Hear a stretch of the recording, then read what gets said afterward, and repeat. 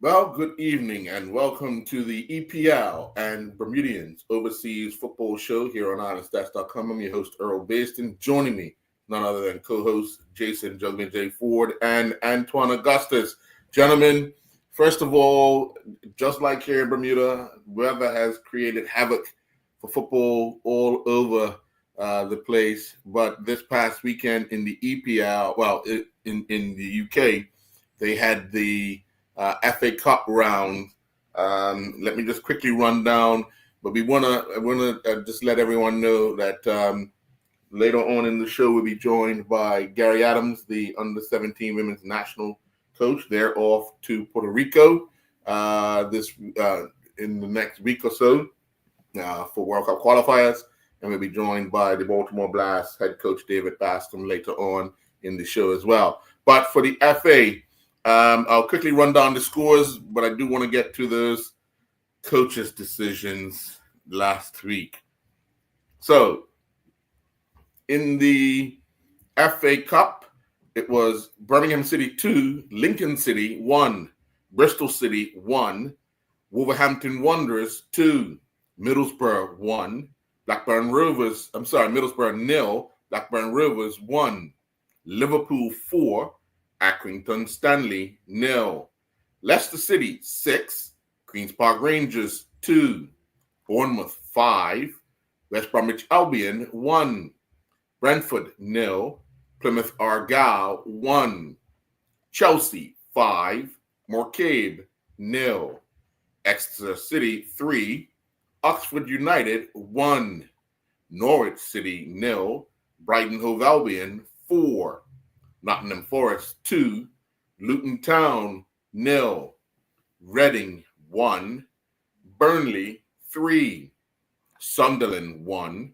Stoke City 2, Leeds United 1, Hargate Town 0, Manchester City 8, Salford City 0, Coventry City 1, Sheffield Wednesday 1. Sheffield Wednesday won 4-3 on kicks from the penalty mark. Arsenal 1, Manchester United 1. Manchester United won 5-3 on kicks from the penalty mark. Tamworth 0, Tottenham 3, and that was after extra time. Crystal Palace 1, Stockport 0, Ipswich Town 3, Bristol Rovers 0, Newcastle 3, Bromley 1, Hull City 1, Doncaster 1, and Doncaster won on kicks from the penalty mark. Well, those were the scores from this past weekend, gentlemen. But let's really talk about what the hot topic is. We saw West Ham bring in a new coach, and just hours before kickoff on Friday, Everton got rid of Sean Dice. When we know Sean Dice from when he coached Nicky Rouse. But let me ask you, Jay, were you shocked at the timing of the Everton firing? Yes, and more yes. Even shocked with the appointment of the new coach. They brought him back. They revived him. To bring back David Moyes. I say why I'm shocked because if you go back just 24 months or even 12 months, the state that Everton was in financially, Yes. the state that Everton was in regarding the league and losing points. Yeah. Not the coach's fault. Not the coach's fault. The restrictions of unable to get players in the transfer market. Not the coach's fault. Right. Yep. And obviously they got off to a rough start. Mm-hmm. Now, I'd never seen a team to say, you know what, let's bounce back because we ain't got new players coming in, but the players that we got, we're just gonna bounce back and come back even stronger now. Okay, well, where does that happen? You might get a game or two. Right. The other thing, I think last week we spoke about systems, right? I I didn't really understand the hiring of Moyes unless for one particular reason, and they were trying to get some stability. But Mm-hmm. look, systems that Moyes and Sean Dyche played very, very, very similar. Yes. Both of them have a basic. They want a basic to get the defense tight, Mm-hmm. narrow, and look to counterattack. So I'm sort of baffled if you're going to get rid of Sean Dyche when you want something different. Makes you question the people making the decision, innit? Well, and remember, you still got to pay him. So Oh yeah. I'm and that was one of them. I mean, the other decision with West Ham, Mm-hmm. I'm not too baffled with that. They're looking for somebody to come in and who has a different style, who will probably get something, who might get something out of, or it will backfire. But at least it's a different style than what they had, Mm-hmm. right? Now, Yeah. is it enough time for Graham Porter to implement his system and No, be it's that too heavy into action. no, like Too I said. heavy into action. Antoine, what's your thoughts?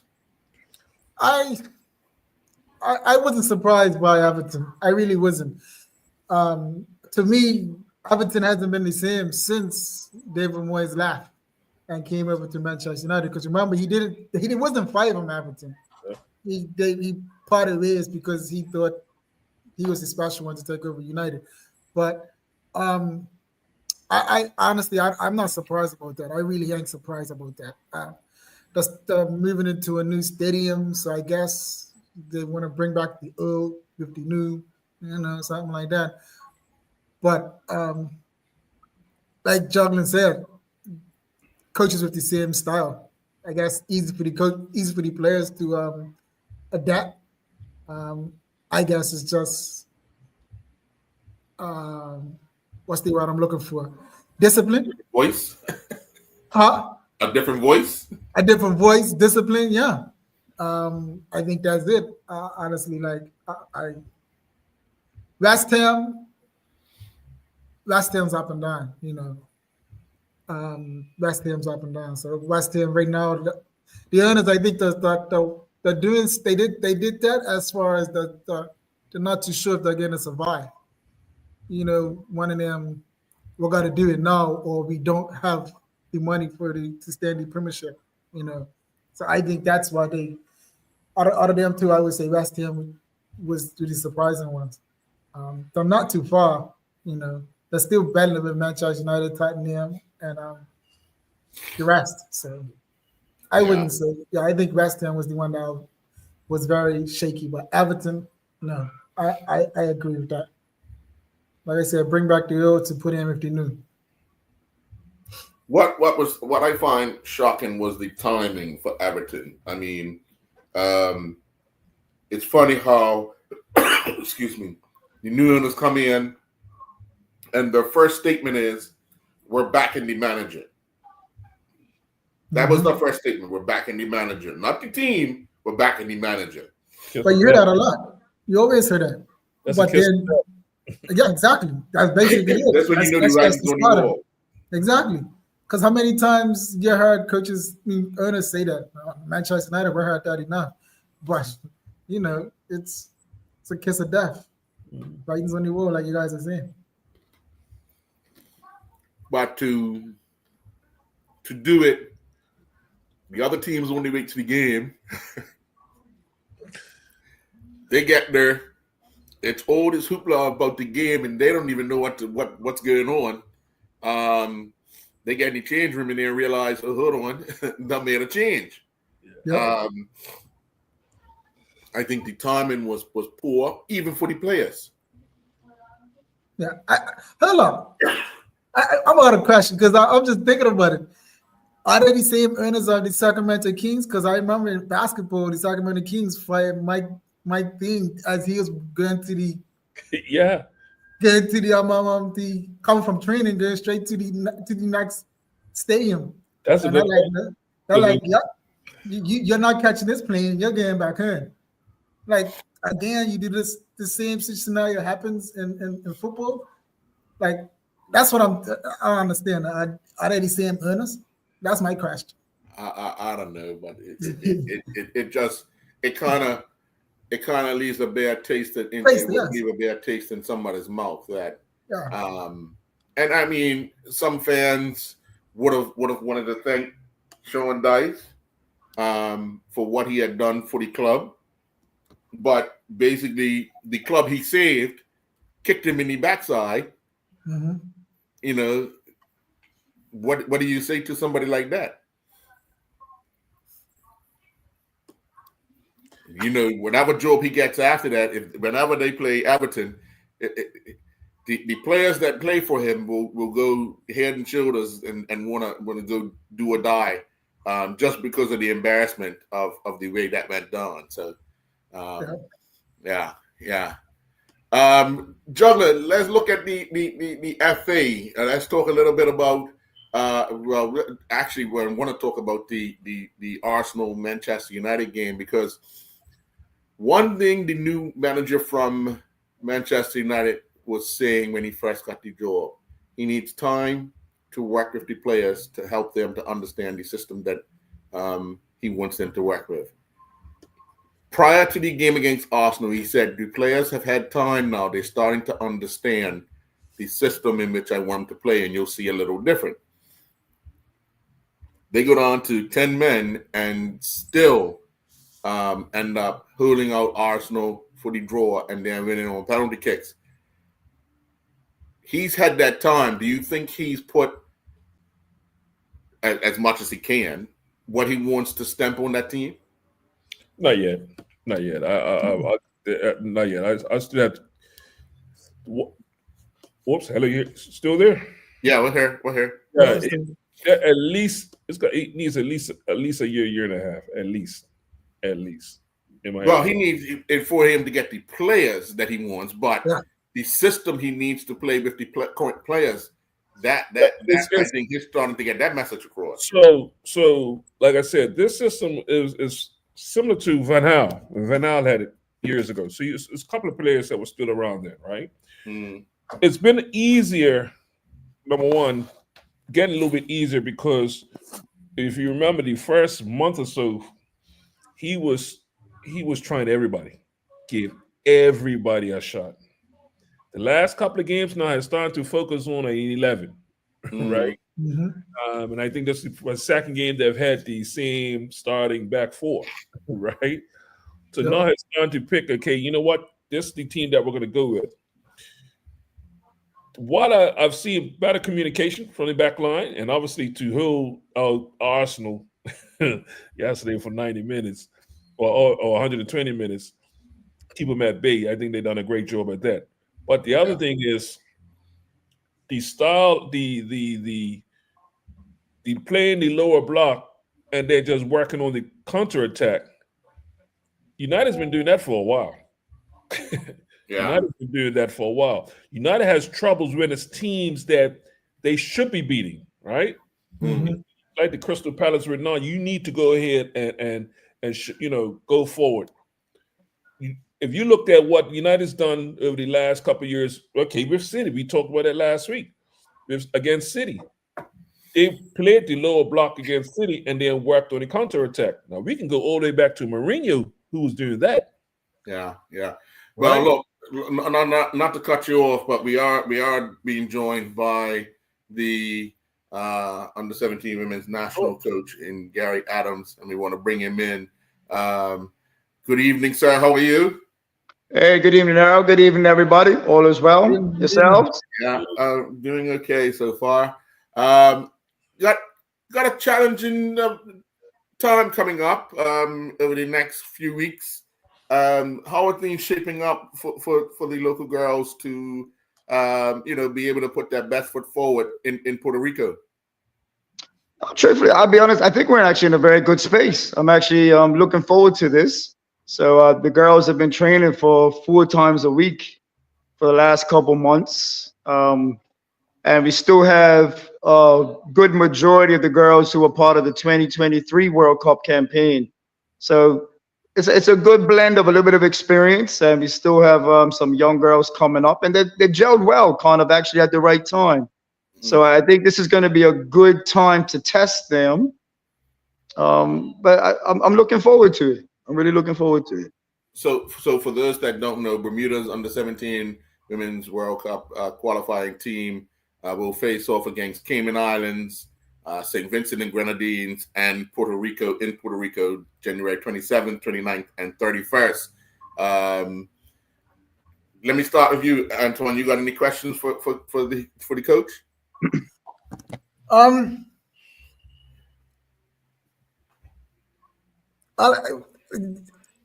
You always got something, Gussie. I know you got something for me.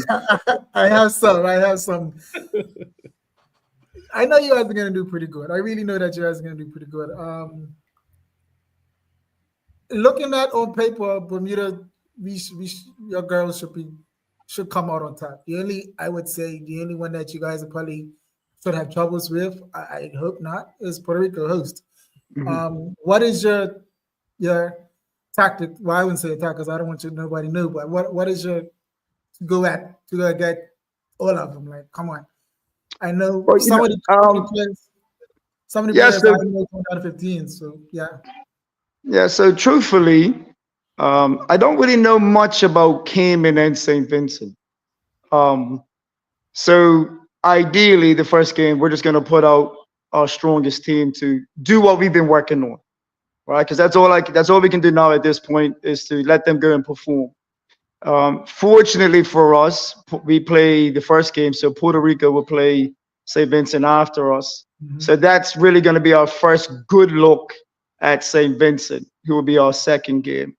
There's a good bit of video already about Puerto Rico. So, I mean, you can expect them to be passionate. They're going to be fit. I'm assuming the joke is it's going to be USA's fourth string. You know what I mean? Sure, most of the girls are going to be in the States. So from what I've seen, going to be high athleticism. They're going to be structured. So we need to make sure our girls are obviously very disciplined and most importantly, up for the challenge, right? They're going to have to be physically up for the challenge. Traditionally, Bermuda, we always start slow, which is something we've been trying to get the girls not to do, especially at this level. You don't want to go behind, right? The longer you're in the game, the better an opportunity you have. So with that, a lot of it is we're prepared to take the bull by the horns in the first game, and then we'll have to, after that first game, see what's going on. And based obviously Puerto Rico and St. Vincent, we might have to adjust small things as needed. But it's going to be kind of a last minute call, realistically. So, Juggler? Hey, Gary, what's up, Gary? Hey, all's good. Jay, yourself? Yeah, good, man. You mentioned about getting the girls together. Explain some of the challenges now, because Bermuda's getting into this transition of actually, it's probably a good transition that we have a lot of players off island. Mm-hmm. And when we spoke with Coach Robinson over the last couple of years, getting the girls together, it's hard to get that training session, hard to get a continuity together. Obviously, I'm pretty sure you guys probably done some training over the Christmas period, but how it is as coaches trying to, because they're coming from all these different styles of play. Yeah. How do you be able to format your style or our style when you're got them at arm's length? You don't have them, at the full disposal. What's the challenges there for you? Well, brilliant question, because that's exactly what we just went through. So over the Christmas break is probably the only 2 weeks we've had the whole team together in 4 months. So we had to make the most of every single day. We had training sessions every day, sometimes twice a day. And interesting enough, we learned a little bit. It's not so much about tactics to a degree, but getting them to be or demonstrate the right behaviors that we want them to do. Right. So regardless of the tactics, if they can display the right work ethic and right behaviors, we should be all right. With that, luckily, we've had a good bit of practice games, some teething processes that have come along with that. But it was nice because within 3 games, you see progress every game. So the more they play together in a short bit of time, it's just getting that understanding. Fortunately, we're going to be in Orlando next week. We have a training camp at Montverde Academy. So we should have 20 out of the 21 players there, which is a good last minute, get 2 practice games and get them all together, work out any little kinks, let them find themselves playing together, and then straight into the mix for the World Cup qualifiers. So it's more about just using the time effectively, what we can. I speak to the girls who overseas every week. Any questions, what's going on, explaining things to them if they have questions. So when we do come together, we can just really try to put all the pieces together, right? Yeah. Gary, I'm not, well, you probably do know Puerto Rico is going through some challenging times with power. They had a complete blackout at the end of last month, and they've been having rolling blackouts.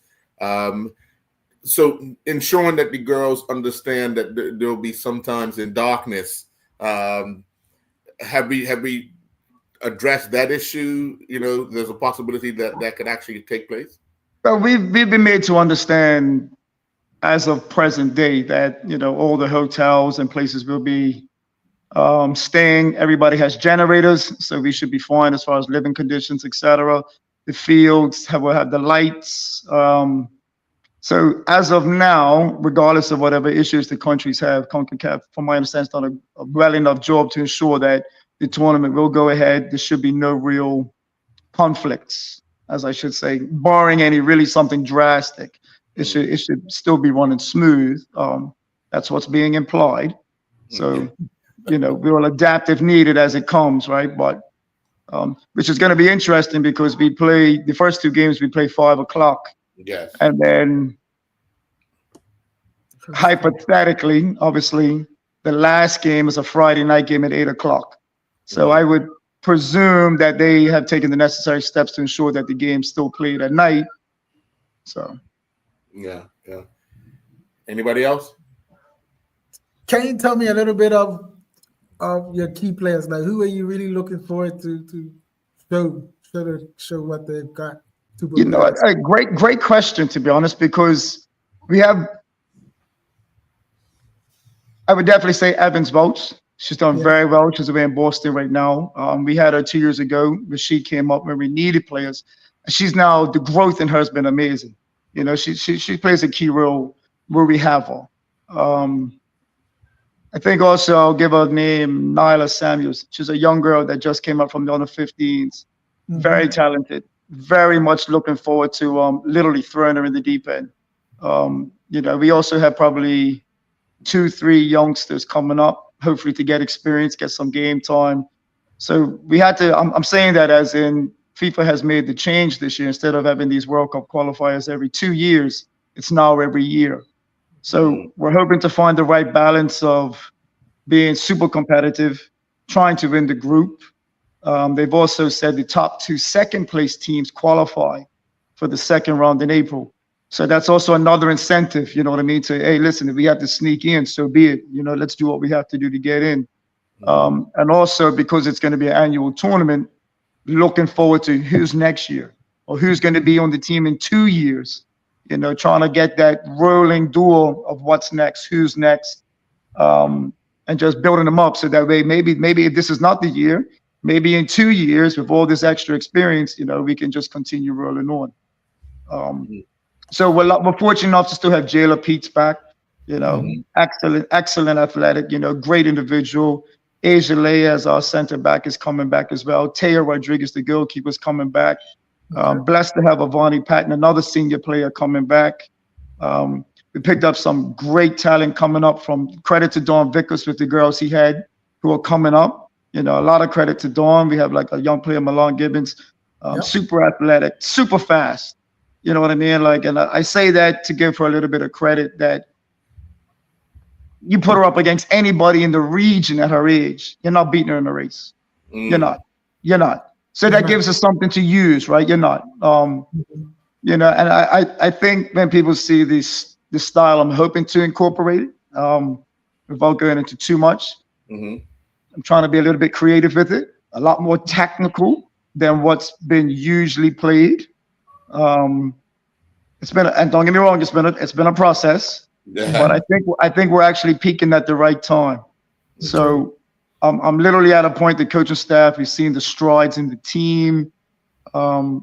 That if we get it right, hopefully it's enjoyable to watch and we get success. And it really sets a good cornerstone for moving on for the next couple of years. trying to think who else we have. I said Avani Patton's coming back, brilliant player, great attitude, runs nonstop. Um, and like we have some young girls coming up. Chloe Curlin, only 14, coming 15. Nyla Samuels, 14, going 15 as well. We have returning Zalay, Janiyah Sealy, girls who have some experience playing against Canada 2 years ago. So it's a good blend, but I think it's a good mix. It's a good mix. So. Yeah, some of these players. One sec, like some of these players, I know, like Gary, I know I've seen them at the under 15 level, helping with Don Vickers a little bit. And trust me, some of them were ready at that time to go to the under 17 level. So good luck on that one. Well done. I appreciate that. I'm hoping this is a great opportunity, like I said, bringing some of the younger girls in, because they've also exchanged, I want to say, the age limit deadline where you can be 17 in the age of the tournament. So like we'll have Evans for 2 more years. We'll have Jayla for maybe another year. We'll have the majority of this team for another 2 years. So going back to what I said, like you said, you work with them. Like Zalay, we have a young girl, Tate Glasgow coming in. Antoinette Barry, who's away in England, she'll be coming to play a part. So even though it's their first year, giving them a taste now is what we need to get them, because it's a different level. And this is no disrespect to the CFU under 15 tournament. It's a 2-year gap, and it is a big step. From the under 14s, it's a big step. So getting them to see the level of competition early will only allow them to realize what they need to do to succeed more, ahead of the time. So we're hoping this could be a catalyst for it. Sure. Jay? Gary, 2-part question here for you, Gary. You mentioned about the obviously the team that you got now, but talk a little bit about what you'd be expecting for the girls to come into the team for the next year or so, because like you said, we're getting to teams, getting older to be a lot more physical and things of that nature. As a coach, as you're scouting around, obviously you got your tentacles out all over the place. Well, tell us some of the things that you're hoping that some of the girls who are not in the squad that can they bring something different to your side?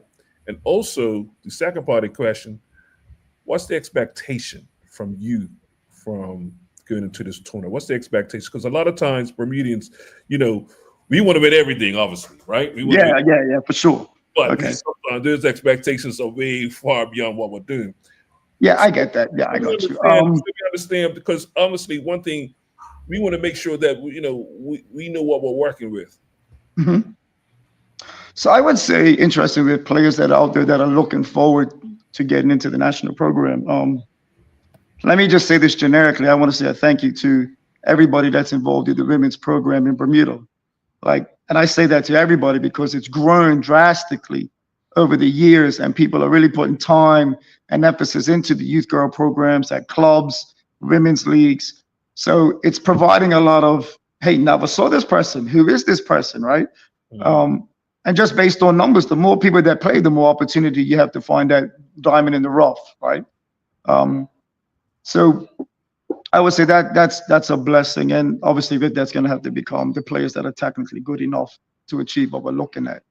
So to answer that, so your second part of the question now, I'm going to be a typical Bermudian, Jay. I want to win the group. Okay? I'm scared of Puerto Rico. Now I'm saying that, but I want to win the group. But again, you got to respect the game, and that's something we're trying to instill in the girls. Realistically, I don't care if it's Kim, and don't say if it's St. Vincent. Don't let your hair be bigger than your boots. Right? You still got to play the game. So we need to respect it. But realistically, if we give Puerto Rico one hell of a fight and pull it off, that would be amazing success for this group. And I honestly don't think we can give them a run for the money. I really don't. I really believe we can. We might have to make changes. Realistically, okay, maybe we might. But if we can give them a great run for the money, and like I said, realistically, if we can slip in one of those 2 top second place teams, that's brilliant. That would be absolutely brilliant, because I don't think any under 17 girls would have gone on to the next round for the World Cup. So that would be history for these girls to get that far. Obviously, it'd be a blessing and a curse if I'm going to be completely frank. Having success would be amazing. Getting to the next round when you put in USA, Canada, Haiti, all the upper regions, it's like, you know what I mean?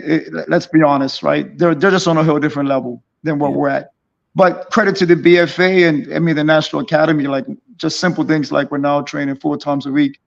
We're moving in the right direction of the dedication, professionalism, the steps needed to give all the teams a step up. And I think that was shown with Vashon and the under 15 boys who trained 4 times a week and made it to the CFU finals. Mm-hmm. So it just goes to show realistically, like if we put in a little bit more time, we can make tremendous strides in a short amount of time. So we're moving in the right direction. So just to summarize that, we'll win in the group, Jay. We'll win in the group. Okay, not scared of Puerto Rico. Yes, sir. Yes, sir. However, if we can snatch one of those top 2 second place teams, listen, man, I wouldn't be prouder. You know what I mean? I think that would be a tremendous success. Right? Sure. Well, Gary, from us here at Island Stats and this show, we want to wish you all the best with the under 17 women's national team as you guys begin your training camp this weekend and into next week, and then on to Puerto Rico for the tournament proper. We're wishing you and their team all the best, and just let these girls know that they have a lot of support in this island, and are looking for them to really just be the best Bermudian football team that they can be, and show that respect. Like you said, don't let your boots be bigger than let your head be bigger than your boots. So yeah. Well, listen, you know, I mean, Earl, thank you for giving me this time. Jason, appreciate. Antoine, nice to see you guys as well. But before I just want to give a big shout out to Carl Roberts, Adam Otterbridge, Marcellus Thomas, you know, and Akila for the staff that's been with us together. Like we put in a lot of time with these girls, and you know, they say it takes a community, right? And it's been a good group of staff to help us get to this point. So, yes, sir. Yes. All right. Okay. All right, you guys. Hey, take care. I look forward to being in touch soon. Yes, sir. Yes. We're going to take a commercial break, and when we come back, we'll be joined by David Baston, the head coach of the Baltimore Blast. We'll be right back. Thank you, Gary. Good luck. All right. Have a good night, fellas. Thank you.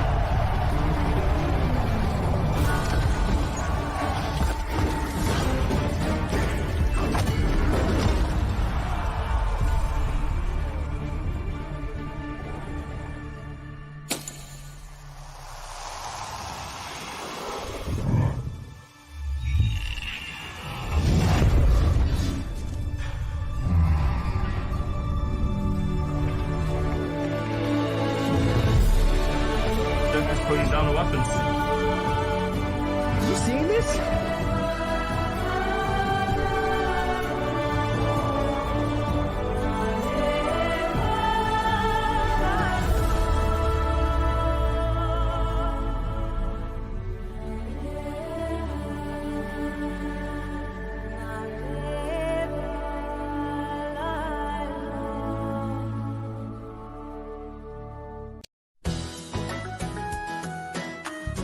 Kick off the new year with the hydration you need to keep moving.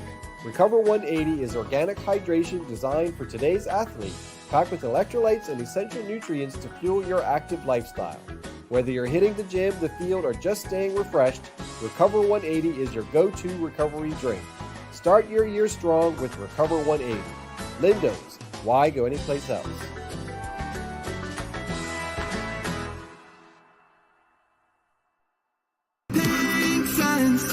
Beneath the cloud blue sky, where the ocean meets the line, and the long-tailed fly in Bermuda. Our hearts belong to this beautiful island. As an island, we are strong, proudly Bermudian. In every single way, from the sunrise to the sunset, in every single day, for over 135 years. It's been clear, Lady Silence, proudly Bermudian. Bringing us near.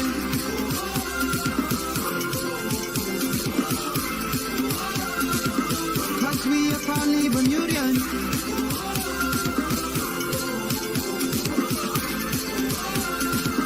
Digital is proudly Bermudian.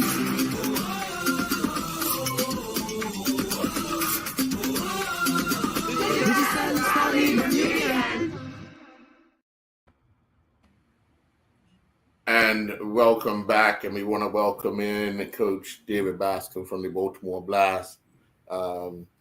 Jay, I'll let you start. And I know you've been itching and you've been waiting for Mr. Bascom for a few weeks. He's on a roll, so be gentle.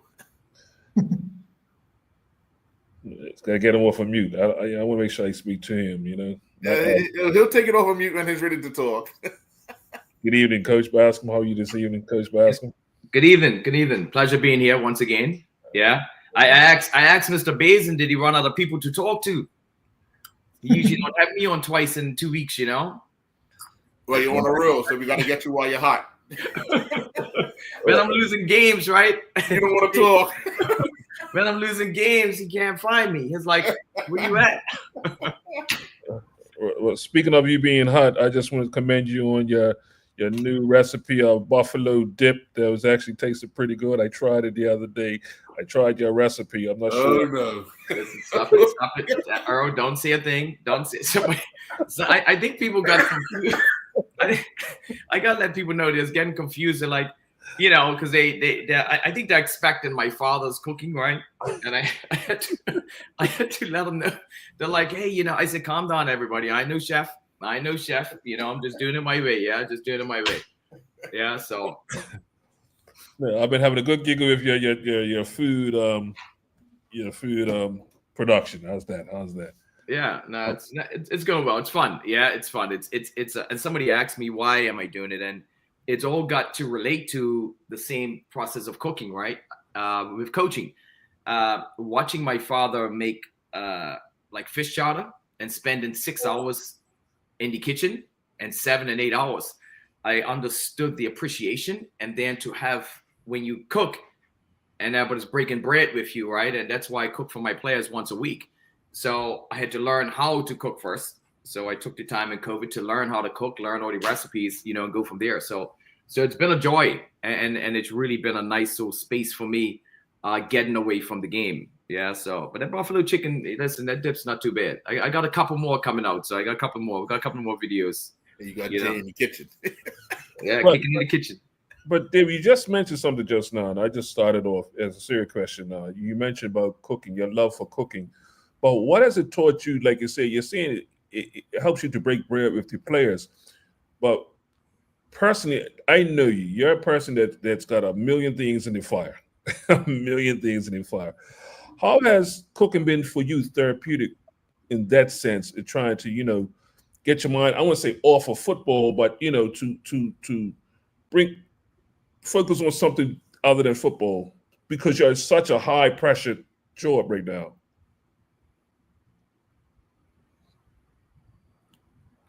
Got on mute, David. Right. I'm sorry, guys. It actually humbles me. And it's crazy because it's just like me putting together my team.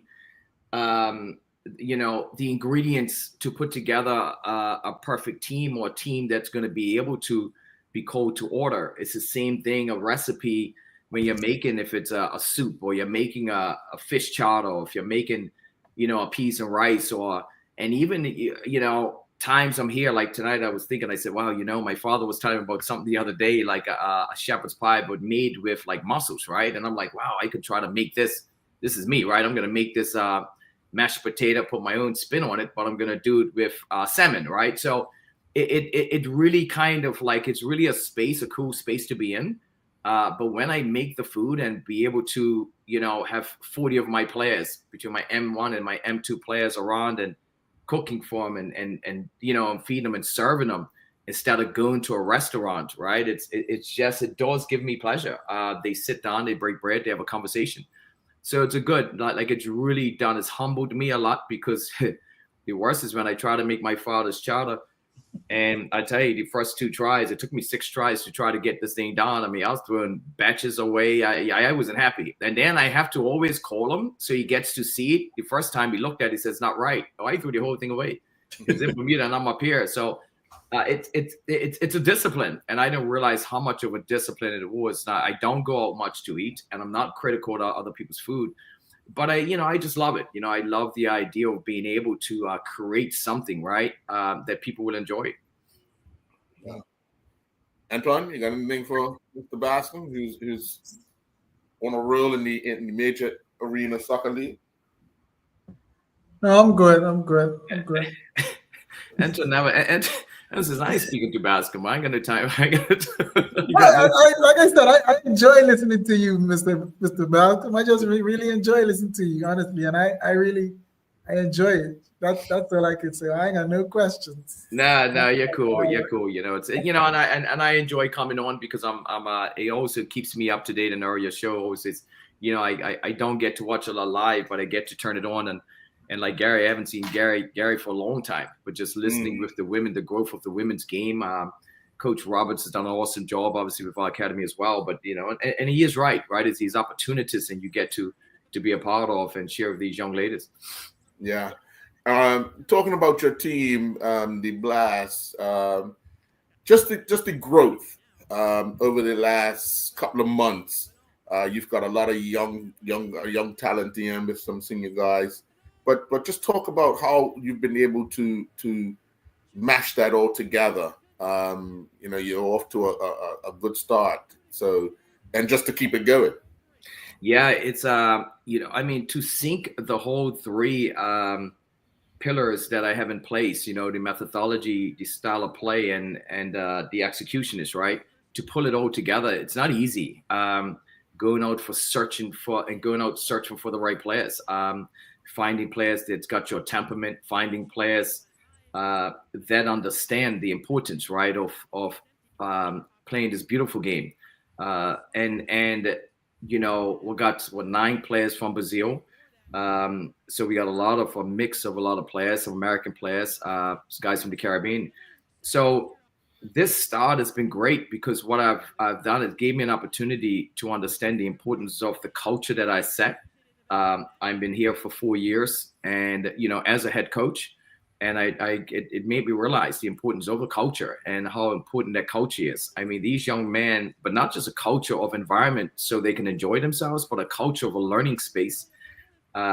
Most of my players are practical learners. You get some that would deal with a lot of theory, but it's really kind of brought some excitement to how fast they're growing because the way we have structured and developed. Now, I can't do this on my own, right? I have a great performance coach, Coach Sergio, and also Coach Neto. Neto deals with all the phase of play. I got a great staff, right? And that's a part of the executionist, right? Putting together the right team to make this work. I'm really excited for the young man, but it's crazy because when I go to scout the players, I'm already forecast the possibilities of what they can do. Yes, and I'm had to, release a player, 3 days ago, and it's not a good feeling. And a release based on not being able to be a student of the game, right? And I told him, you're a puzzle piece, and it's okay. Your puzzle piece just doesn't fit into what I'm trying to do, and he was willing to mold it, right? And that's okay, so he will find opportunity elsewhere. Yeah. Jay? You almost caught me off guard when you say, you ain't been there for 4 years. I'm like, hold on, didn't he get his number retired? Like, isn't he the Hall of Fame? Yeah. Head coaching. I've been here now, 26, going on 26 years now in Baltimore. How the Hall of Fame get there for 4 years? I don't No, but in saying that, David, you're in your 4th year of coaching. Yeah, I'm pretty sure you don't call yourself a newbie anymore. But tell us some of the differences now of when you were playing and being coached by your very successful coach at that time, and you was playing, right? But you're not only trying to carry on the legacy of what was set before you, but the style and even the approach with players now. Tell us some of the differences when you was playing and what you're dealing with now with your guys. Yeah, before there was a behavior, and you guys would understand this when you're dealing with when I was coming up and even coming into the pro career. I had so many players that was in front of me, some older players, players that didn't go through learning systematic structure. And even coming up from Bermuda, right? We knew spatial awareness. Nobody had to teach us spatial awareness. Nobody had to tell us when we run with purpose. So that's the biggest difference, right? The coaching now and the learning, the things you have to do. It's not saying that the young men are not getting it, right? But it's saying is that just a way of learning is different. I mean, look back in school, we used to do what? Take notes. I don't think they take notes in school anymore. So just the learning behavior has shifted. So you have to shift as a coach and also as a player. I'm teaching players on how to scan. Nobody had to tell me back before how to scan, right? How to look over your shoulder, right? So it's all these little facets and these parts of the game that has changed. And as a coach, you have to be able to pull this together, as our responsibility is to see the things the players don't see. And because a player can be great on their own, I said this before. So there is a big difference there. We had we were self-motivated back in the day.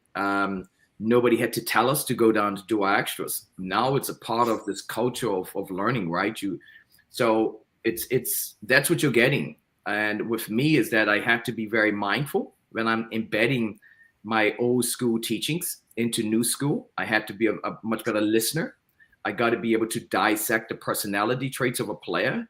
You got to understand the business understanding of it. You got to understand the player's social environment. You got to engage with what's going on in social media with them. You got to teach players on how to self-regulate when things don't go their way. There's a big difference. There's a huge difference. And that's what we're up against. So it's not just coaching, right? You really have to dive deep. And this is where all the parts of like cooking for my players and all this really humbles, and it teaches me as a coach as well, right? I have to be patient with cooking a meal when I want it to come out right. And it's the same thing with coaching. You got to be patient with it. Mm-hmm. Well, we're going to take a quick commercial break. When we come back, we'll have more with David Bascom, the head coach of the Baltimore Blast. We'll be right back. Over the pink sands, beneath the cloud blue sky, where the ocean meets the land, and the long-tails fly in Bermuda. Our hearts belong to this beautiful island. As an island, we are strong, proudly Bermudian. In every single way, from the sunrise to the sunset, and every single day for over 135 years. It's been clear, this silence proudly Bermudian, bringing us near.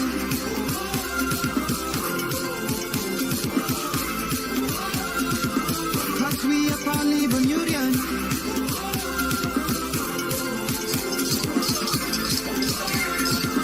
Digital is proudly Bermudian.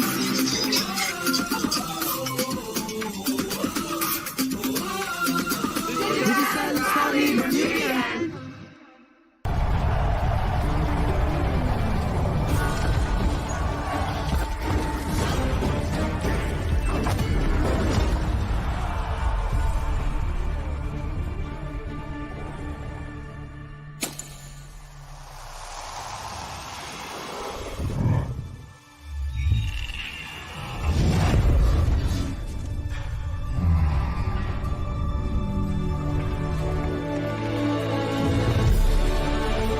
Putting down the weapons.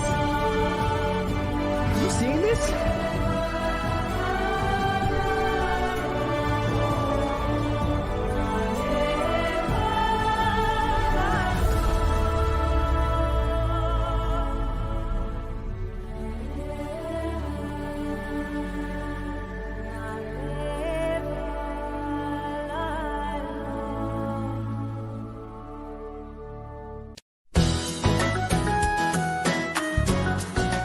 This year, Lindo's is making it easier than ever to shop your weight with our brand new Drop It website coming to you on January 6th. Fresh groceries, convenient delivery, and now an upgraded online shopping experience. Whether you're planning meals or restocking your pantry, enjoy fast, reliable service wherever you are on the island. Lindo's, why go anyplace else?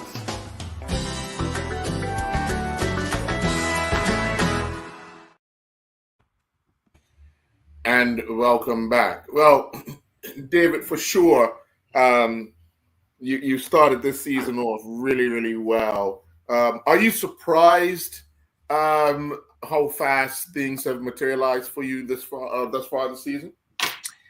Yeah. We got 24 games in the season. The first 6 games is I usually collect and gather my evidence. Okay, on how we are playing, what we need to do. The second set of 6 games, I start implementing and developing what's needed. What I found in this first 6 games is that because of the growth of the players and learning so quickly, after my 4th game, I start jumping straight into developing what's needed from special teams, defending, and, start embedding, the next phase, right? For games, 7 to 12. So yeah, it's been a shock. It's really been a shock on that sense. I knew that we was going to grow because the players that I developed, but I did not realize India was a very tough game, and I did not realize that the culture setting and the way it was set up, even with their learning curves and giving them all these tools, the classroom work, was actually going to be that quickly and being effective. But when you got young men that buy into and students of the game, that's what you get. So we're moving, and I am mindful, preparing them for those, because we will have some. And off of that, what's been the biggest challenge for you so far? Yeah, the biggest challenge is that, and here's what you're getting, is that my style of play and the style of play that I've embedded into these, into my players, is based on patient build-up, dynamic movement, strategizing when you're doing and talking about possession, fluid offense, and convictional defense, right? Everything is intentional. It's to stay in your lane. Sometimes I know that when players are playing, new players, they don't understand the personnel. So when you see the same team 3 times straight like Utica, and then when we got to meet a team like this week, Mesquite, then we got to meet, Dallas, then we got to meet Kansas City, they don't get a chance to really absorb and understand the personnel. So that's going to be the challenge. It's easy when you're playing one team 3 times, another team 2, and then another one, right? 6 games, 7 games, we're only seeing 3 teams. That's the biggest challenge, because it's despite what and how we love to play, the imbalance is going to come when knowing the other personnel, and that's the homework. I couldn't tell you how much videotape I watch as a coach. That's all I'm doing, breaking down players. And I give the players homework where they have to now watch their position, watch every player in the league that they're going to come up against. And they have to study because I test them. I do test them when they come to training. So we try to really kind of make sure that they got to get all the tools so we can be successful, especially when players are playing for the first year. Douglas? Dan, we start off tonight's show talking about the coaching moves in the EPL, especially of this season. As a coach, I mean, you have a great owner. And I'm just looked you up already. You're the 3rd longest tenure coach already. You just started back in 2020. And to see some coaches only last a year, last 2 years. I mean, from a coach's standpoint, talk about the relationship that you need to have with your ownership or the hierarchy, because to even give you time and patience with your system and with your players. Talk about how that dynamic works, because we see in the EPL sometimes it works, and next thing you know, you're in for 1 year and you're out. And we just talked about it. Oh, the coaches, his job is safe. But we know what happens after that, right? Yeah, and I'm going to speak on this on the global game, right? And not just when we talk about just in pro coaching altogether. There is the first thing that happens, just so people listening can understand. When you get selected, start off there to be a coach, right? Or a pro coach, and you get the call up, okay? The first thing you're doing is looking and seeing, okay, well, one, my style of coaching, does it fit in? Is it going to match the team that I'm going to? Then you look at the other side with the ownership, the staff. They're looking and saying, is this coach the right fit? Okay, or we just need to replace a coach just to basically have one there for create change. Now, we're talking about billion-dollar franchises, right? The Man U, the Arsenals. Now you got to look and say, hold up, okay. In these industries, yeah, you have to have, for a coach to be successful, there has to have a footballing culture in that franchise.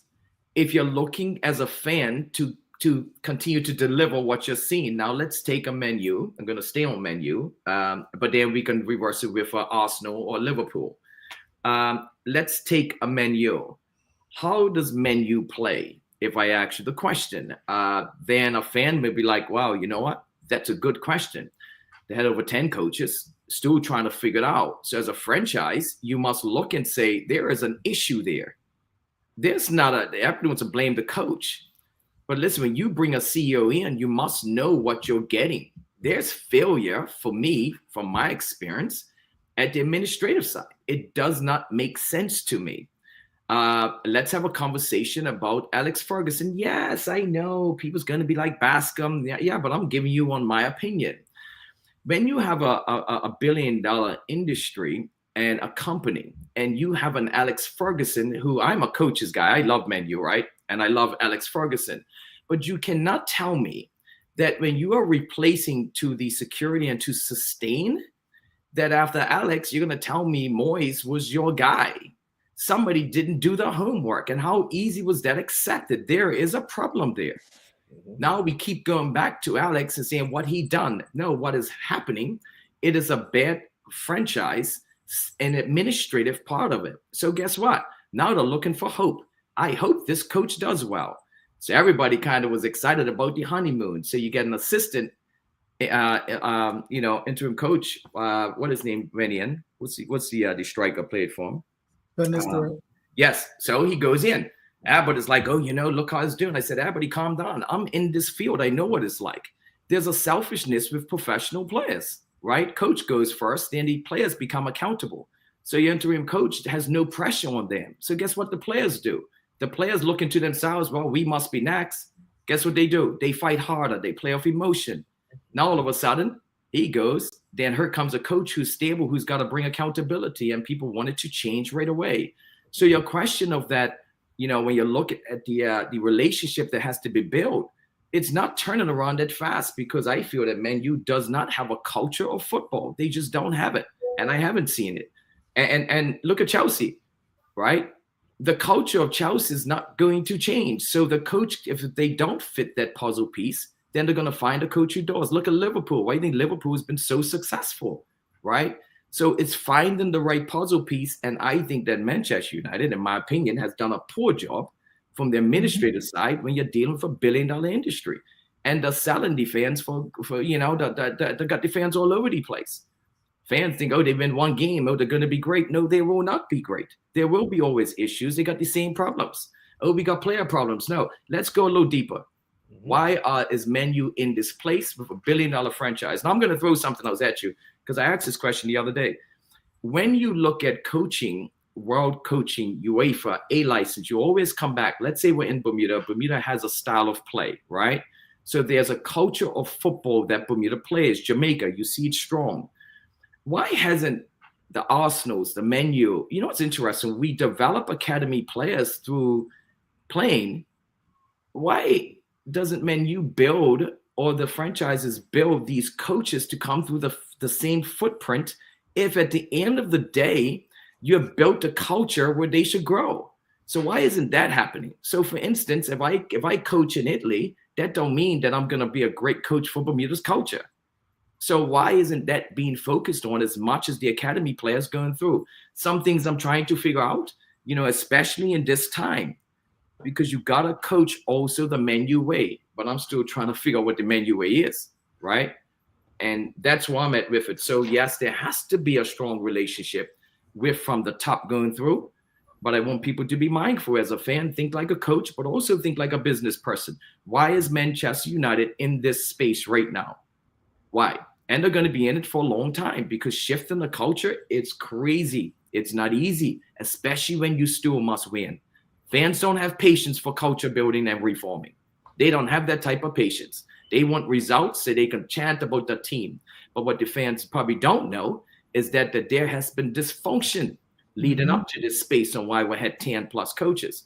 And it's not fair. It's not right when you're looking at if you're a betting player or you're a betting person, and that's what you're going to deal with. Yeah, I totally agree with you. I just want to add one caveat there that I'm just thinking. just thinking just off the layer of when it comes to stadiums, selling seats, selling merch, right? Bringing in a player that can probably sell seats, sell merch, or go against the coach of the coach, or go against the coach of the team itself. But ownership wants it because they know they need to sell seats, they need to sell merch. We've seen that over and over. Them, other teams pick players just because. You've seen Everton about to go into a new stadium. They're looking for somebody who's gonna, who's gonna draw people to fill up their seats. I'm pretty sure owners look at their bottom line more than anything besides a coach. That's the first thing they look at is, how much money they're getting on the back end. Yeah, and Jason, you're right. There's no denying that, right? It's a business at the end of the day, right? Mm-hmm. It is a business, and we must understand that the players go through it as well, right? They're signed for 1 year. Know that you guys see it in Bermuda. Player will play for North Village 1 year, go play for Coats the next year, right? No, but so it's a business. It's what it is, and I totally understand. And you see that from the 18,000 jerseys that these guys have. Man U's were in all different colors, right? It's selling the product. But the accountability has to come with the performance on the field. What does that look like, right? Because, okay, let's take my, I'm a big NFL fan, but, at the end of the day, I like the Cowboys, right? the Cowboys don't care. As long as people's watching them on Thanksgiving, there's no, it is. It's that world of tram, but it's nice to win and it's nice to have you. But when you are one of those teams that that you're going to spend money, the money's going to spend whichever way you look. It does happen. It's those middle to lower level teams in the EPSL that's making, a lot of these high up teams like the Man U's accountable. They make them accountable, right? Because they're still into that old school mindset, fundamentally being sound on the business side as well. So it's just my opinion. But I have these conversations all the time. I mean, it's and they're great conversations. The NBA goes through it. Some great friends that's a part of the NBA. The legends of the game. It's kind of cool having these conversations. And that's why the NFL. How many times you see the NFL changing jerseys? Yeah, think about it, right? The Ravens. They tell you so. It's crazy, right? Like that's what it looks like, and it shifts so much in this 21st century with the game and business. Yeah, it just shifts a lot. So to be a fan, you got a young man will be a fan of Man U because his favorite player went there. As soon as the player leaves, that's it. That's it. Yeah. That's it, right? And we can't, so what are we going to do? Complain? Hey, that's not, you don't know, you can't name me 5 players on the team. But guess what? They got that player's shoe. They got that player's boot. They got that jersey that came out. And a new jersey every year. So it's really that environment. I mean, we see it here, smaller scale, but just to think about trying to coach those players in this 21st century, it's a whole different beast. Yeah. Well, that's right. Just one little thing. I'm listening to you. Like I said, I love listening to you, Coach. About the instruction, it's a business now. Like you said, it's a business, and like I said, I'm gonna bring it down to as far as like you said.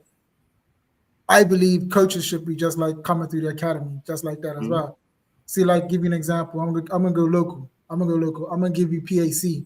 If you look at PAC's coaches, they all started from PBs, and then they gradually go up. Quincy Hunt literally has started from PB level and even into the girls league, and now coaching the first team of PAC. Like it's gradually like. And like I said, PAC is one person, one team, one club that I can say that has really used players as grassroots and their coaches coming through as grassroots. So honestly, it's sad that the game that everybody loves and watches and what's the first thing that you want to do when you want to play football? It's not a love now, it's now a business. So you have to basically, like I said, I'm got Manchester United jersey on right now. I'm not a fan of. I tell you, when I started, I was Wayne Rooney. That's the reason why. I was Manchester United, but now Wayne Rooney's not there no more. You got them type of fans that. But and that's okay. Yeah, and that's okay. And I know you gotta go, but you are right with the local game, and that's why it's so. Look at the footballing culture that's in Village play one way, PHC play a different way, Couts play a different way. You got these teams, you got a Wolves, so you can Boulevard, right? They have that. Think about it, right? In a small area like Bermuda, you can identify the footballing culture, right? You can identify how teams play. So that's what I'm saying, right? And when I look at like the menu, I'm still trying to figure out, right?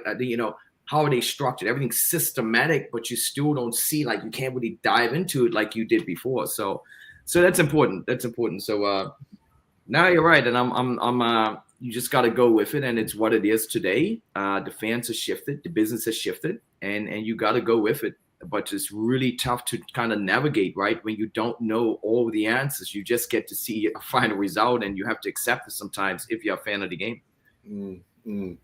Well, I want to say thank you very much, David. But I do want to mention we want to congratulate Sean Gooder. He's 3-0 as the interim coach of Aston Villa's women's team. Got a big victory yesterday. I know you're smiling, David, because I know you two's got a little something going on. Got a little something going on now. I just want to let you know. Yeah, it's down there. We talk often, and I know it's down there. His 3-0, so his 3. That's a honeymoon. I tell you, you're down there. Call you said a good one. What was it? 9-0, 9-1 yesterday. Yeah. So he don't call me like when he wins and stuff. He don't like kind of like I say, yo, good win. So I'm not. Well, we're staying away from each other. We're very competitive, right? So well, yes. Yeah, we'll see how the numbers add up at the end of the day. But that's good. Listen, coaching is not easy, you guys. And even in Bermuda, the local coaching is even more difficult, right? Because we get a chance to, our players are getting paid, right? Right. And I know in Bermuda there's incentives and there's, probably guys get money underneath the table, I'm sure.